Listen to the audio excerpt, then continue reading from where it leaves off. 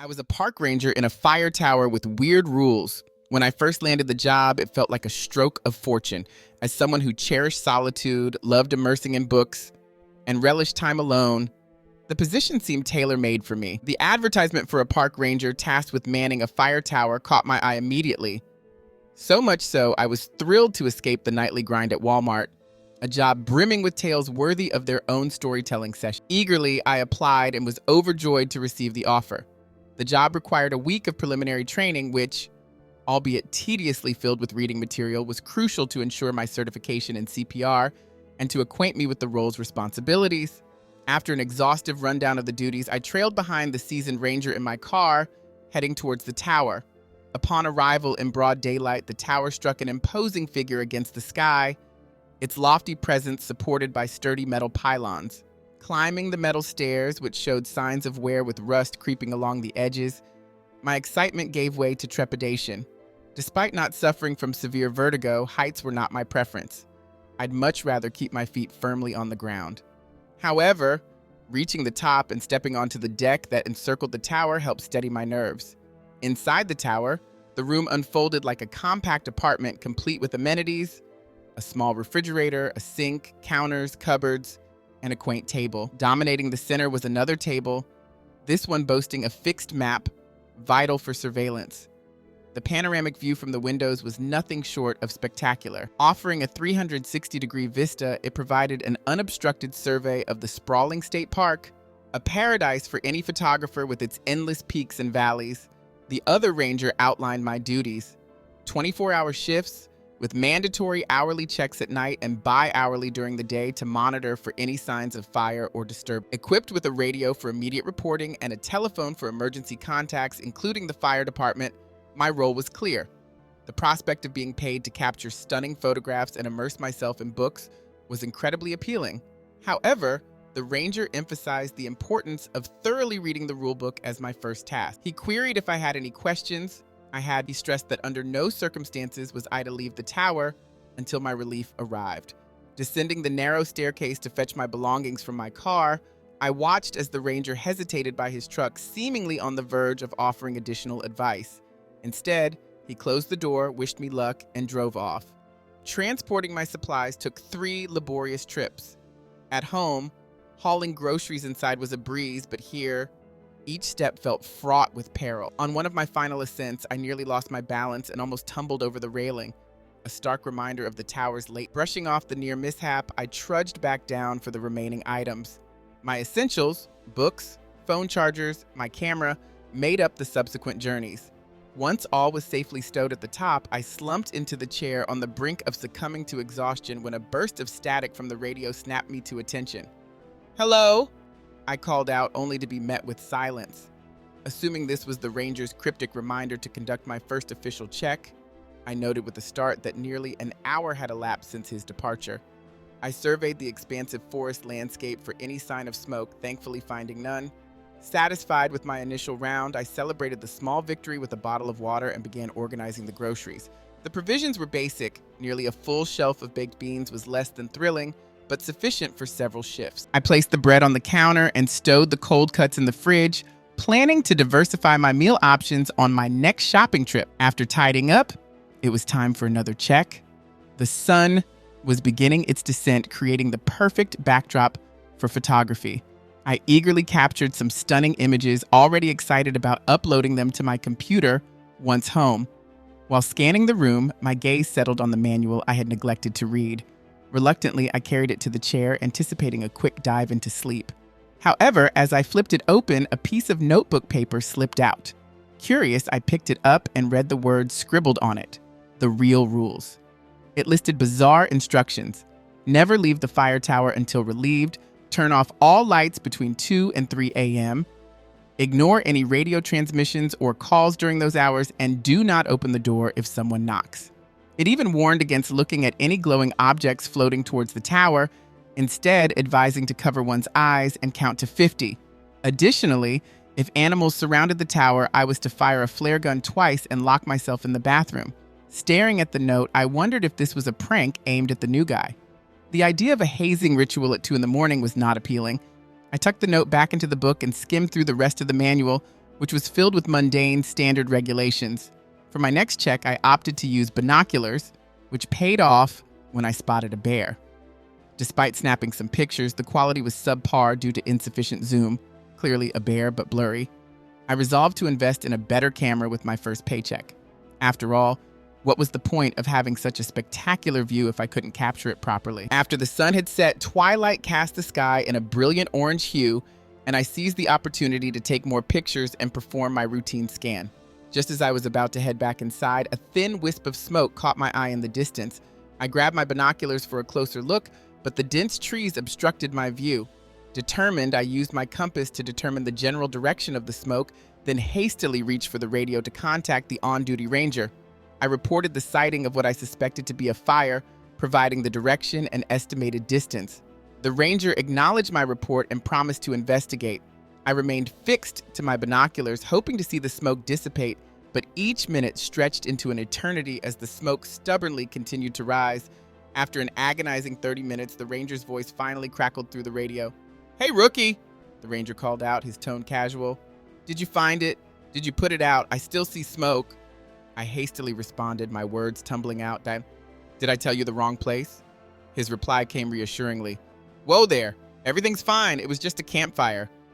"A what?" I echoed, my voice tinged with disbelief. "A campfire," he repeated. "Nothing to worry about." Feeling a wave of embarrassment wash over me, I stood silently, my face burning red. The ranger tried to lighten the mood. "Cheer up. At least you didn't call the fire department." I glanced at the phone, realizing how close I had been to doing just that. "Yeah, thanks," I muttered, grateful yet mortified. "You're welcome. Sorry about that." "Don't worry, kid," he added. "At least you erred on the side of caution instead of letting the forest burn down." With my head in my hands, I lamented my overzealous first impression as twilight faded and the sky turned from dirty gray to black. The sense of isolation deepened as the night enveloped me, highlighting just how alone I was in this vast wilderness. Performing my checks from inside the tower proved nearly impossible. The lights inside reflected my own image back at me from every window, turning each one into a mirror. The feeling of being alone in a wooden box, suspended 100 feet above the ground, only amplified the eeriness. Seeking respite, I stepped out onto the deck to breathe in the cool evening air, but the oppressive darkness swallowed everything, leaving me unable to see beyond the wooden rails. I was unsure whether the voice belonged to a man or a woman. It carried an indistinct quality that eluded me. Despite my role and duty, I hesitated to respond, torn between the fear of neglecting my responsibilities and the eerie warnings of the mysterious rules I'd found. As the minutes stretched on, they seemed to last an eternity. The radio crackled to life 3 more times, each call sounding increasingly urgent. I kept my eyes on the clock, counting down the seconds until it struck 3. Finally, as the appointed time arrived, I mustered the courage to pick up the radio.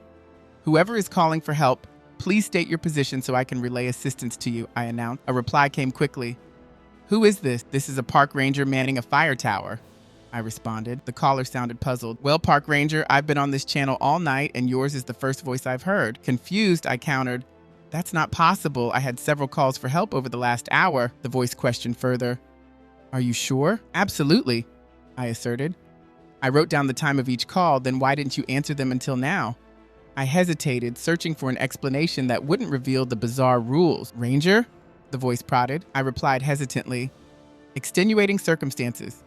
The voice repeated my words slowly as if savoring them, then pressed, "And what circumstances would those be?" Cornered, I stammered, "I'm not at liberty to say." The tone shifted, becoming deeper, raspier, and distinctly menacing. "You mean like falling asleep and breaking the rules?" Chills ran down my spine. The room was still dark, the lights off, and an eerie feeling of vulnerability washed over me. I scanned the windows nervously, remembering how earlier I had felt watched. "You can look all you want, but you won't see me," the voice taunted. Desperate to assert some control, I blurted out, "It's after 3. You have no power over me." The voice let out a chilling chuckle. "Normally you would be correct. However, you broke the rules." I swallowed hard, my voice barely a whisper. "What if I didn't know about the rules?" Grasping at straws, I responded, "Nice try, but you knew that you should be safe after 3. I cursed under my breath. It had caught onto my hesitation. "So what do you want?" I asked, my voice tinged with dread. "We're hungry," the voice replied, now echoing as if many were speaking in unison. "Come down and let us feed." My legs weakened, turning to rubber as I staggered to the door and stepped out onto the deck. The moon, half full, cast eerie shadows in the darkness. Looking down, I saw over a dozen large animals encircling the tower, each one gazing up at me with unnerving intent. I quickly retreated back inside and secured the door. In a panic, I scoured the room for the flashlight, and once found, I rushed to phone the ranger station. The line was dead. I tried again. Still nothing. Desperate, I checked my cell phone, but it too showed no signal. Pausing to collect my thoughts, I tried to rationalize. "You're freaked out right now, but what's actually happened? A weirdo on the radio, some animals around the tower. This list is making you paranoid." Just then, I noticed a light in the distance, resembling an airplane. However, it was heading straight toward me. Transfixed by the approaching glow, a sudden realization dawned on me. It was going to collide with the tower. I scrambled to find cover, pulling a chair in front of me and shielding my eyes, muttering desperate prayers for safety. The agonizing seconds dragged into minutes, yet nothing happened. Cautiously peering over the edge of the counter, I saw that the light had vanished. Relieved, yet puzzled by the absence of any engine sound, I rationalized it must have been because I was ducking for cover. Then it struck me. I rushed to grab the manual, pulling out the list of rules. There it was, clear as day. Rule number 5. If you see a glowing object floating toward the tower, don't look at it. I pored over the rules again, each one a reminder of the strange events that had unfolded. For a moment, I entertained the thought that it was all an elaborate prank by the other rangers, a way to pull the new rookie's leg. Yet, the unexplainable occurrences, the radio transmissions, the eerie glow, the circling animals, tugged at my rationale, dismissing the idea of mere jest. Realizing my oversight, I remembered I hadn't followed the directive to fire the flare gun. Rummaging through the cupboard filled with emergency supplies, I located the gun and grabbed a couple of flares. Stepping onto the deck, doubts about the wisdom of launching flares, potentially sparking a forest fire when my duty was to prevent one, crossed my mind. Suddenly, a series of unsettling noises halted my thoughts. I listened intently. It wasn't just a noise, but a chorus of growls and scratches from the animals below, their agitation mounting. With a deep breath, I loaded and launched the first flare. It soared into the sky, casting a blood-red glow before gravity reclaimed it, pulling it back down. I kept my eyes on where it landed, ensuring it was safely extinguished. A minute later, I fired the second flare, similarly tracking its descent. Once done, I retreated to the safety of the bathroom as the rules suggested, convincing myself that as long as I stayed above ground, the animals couldn't reach me. My solitude was abruptly broken by the crackle of the radio. The voice booming through made me jump. "Fire tower number 5, I've seen your flares. I'm on my way. Are you physically injured?" the voice inquired. "No, not at the moment," I replied, my voice steadier than I felt. "I'll explain when you get here." "Roger that, en route," came the response. As I waited, confined in the dimly lit bathroom, I contemplated my next career move, regretting how this job had turned out. I also rehearsed what I would tell the ranger upon his arrival. The truth seemed far too bizarre, yet what other explanation could I offer? That some animals had merely spooked me seemed far too simplistic, yet it was the only plausible cover I could think of under the circumstances. The idea of calling the ranger and telling him not to come crossed my mind just as I sensed heavy footsteps on the lower stairs of the fire tower. Distracted by my thoughts, I hadn't realized how much time had passed. Cautiously, I stepped out of the bathroom and approached the trap door. "Are you here already?" I called into the radio, my hand poised over the latch. "That was fast," I remarked, but the voice that responded was clear and distant. "What are you talking about? I'm not there yet." A chill ran down my spine as the footsteps ascended closer. "Where are you?" I whispered into the radio. "I can barely see the tower. I'm probably a mile away," he answered. His words struck me hard, and I slowly withdrew my hand from the bolt. "Which direction are you coming from?" I asked. "Southeast," he replied. I glanced in that direction and could indeed see headlights approaching. Suddenly, the radio crackled to life with a different, eerie voice. "Tower, ignore that last transmission. I'm already here. Let me in, please." My eyes fixed on the trapdoor. It felt like a menacing presence in the room. "Tower, let me in," the voice insisted more forcefully. As something began pounding on the trapdoor with tremendous force, I retreated, the boards trembling with each thud. I dashed inside and locked the door, propping it shut with the only movable furniture I had. the chair. Then the real ranger's voice came through, frantic. Tower 5, Tower 5. I don't know who that is talking to you, but it isn't me. Do not open that door. Repeat, do not open that door. With the flare gun clutched tightly, I barricaded myself in the bathroom. The banging on the trapdoor intensified, the violent impacts making the whole room shudder. I shut my eyes, whispering desperate prayers. Just when the situation seemed hopeless, the distinct sound of a pickup truck's engine heralded the arrival of the real ranger. I listened intently as the vehicle drew nearer and then halted. A tense silence was abruptly shattered by the sound of gunfire.